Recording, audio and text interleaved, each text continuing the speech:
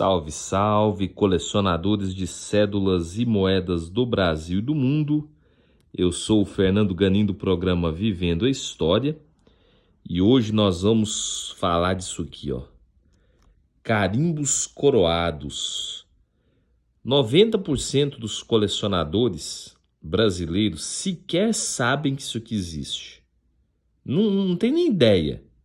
Não sabe, não é te falar alguma coisa a respeito. Ele não sabe que existe alguma coisa relacionada a carimbo coroado. Você tá vendo? Olha para você ver a variedade de carimbos coroados que nós temos.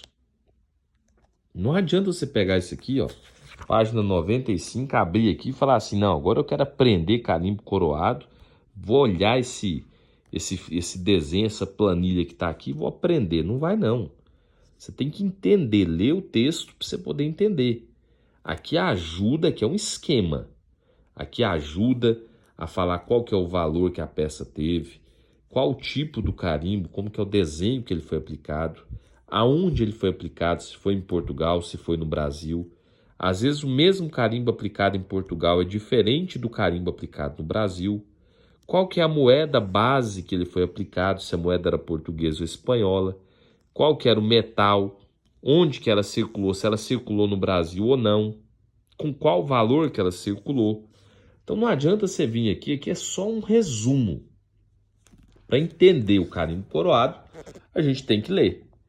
Então vamos ler. Quando a gente fala de Dom João IV, carimbo coroado, nós estamos falando desse alvará de 26 de fevereiro de 43. Durante o reinado de Dom João IV, de acordo com o alvará de 26 de fevereiro de 43, foram criados os carimbos coroados. A sua função era de aumentar o valor das moedas de prata em 50%. É Portugal sendo Portugal, gerando inflação. Olha para você ver. Para quê? Para forçar o dinheiro a ficar na colônia. Nós já falamos sobre isso. Até a primeira metade do século XVII, ou seja, até 1650, a circulação monetária no Brasil era composta basicamente de moedas espanholas e daquelas das suas colônias sul-americanas, moedas espanholas das colônias sul-americanas, além de moedas portuguesas. Contudo, a circulação de moeda metálica era muitíssimo reduzida, sendo seu uso circunscrito apenas à administração colonial. O que o povo usava? Não usava moeda.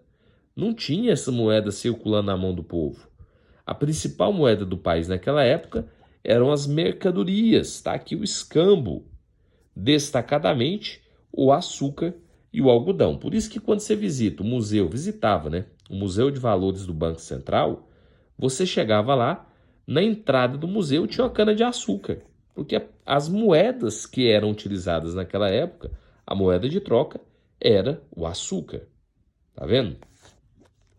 A primeira série de moedas contramarcadas para o Brasil deveu-se a esse documento, esse alvará de 26 de fevereiro de 43. Nele, o valor da pataca foi aumentado em 50% em relação ao seu valor anterior, em réis. Fernando, não entendi nada. Li tudo e não entendi nada.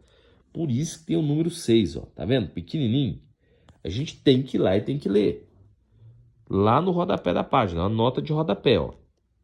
De acordo com o estabelecido no alvará de 43, as moedas de 4 e 8 reais que circulavam pelo valor de 160 e 320 réis, lembra, nessa época, isso aqui estava atrelado ao peso da moeda. Por isso que você tinha correspondência de 4 reais valendo 160, de 8 reais valendo 320.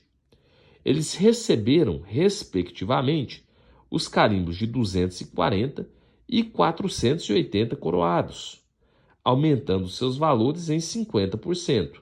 Eu não vou falar, vou entrar, vai.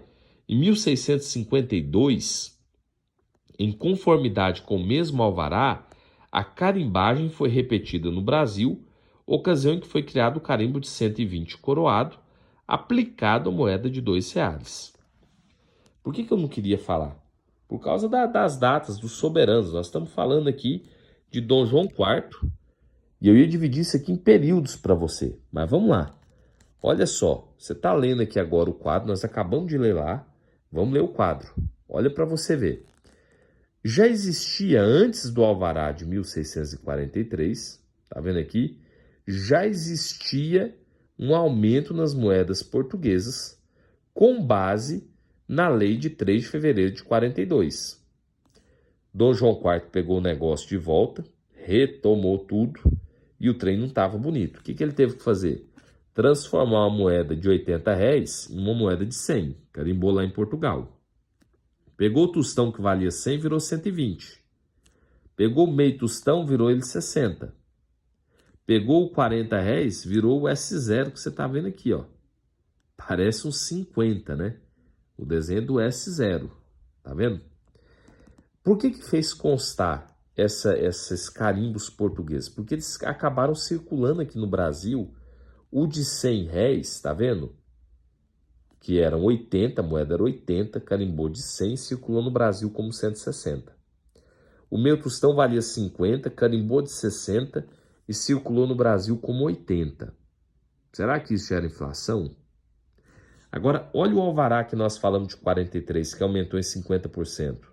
Ele pegou os 8 reais, que valiam 320 réis, tocou um carimbão de 480 nele, aumentou em 50%. No Brasil, o carimbo tem esse formato. Em Portugal foi esse formato. O 4 reais, que valia 160 réis, virou 240. Pegou uma moedona espanhola de 4 reais, carimbão de 240 e circulava aqui. E só aqui no Brasil e em Portugal, como 240 réis. Se ela voltasse para a colônia espanhola, só valia 4 reais. Tá vendo?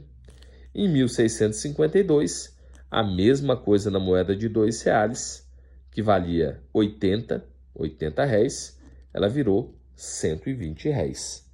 Ficou mais fácil de entender o quadro, não ficou? É isso que a gente está propondo. Fazer um estudo que facilita a gente poder entender esse quadro resumo e mentalizar isso na cabeça da gente. Tá vendo? Vamos juntos, vamos continuar esse estudo. Fica com Deus, um forte abraço.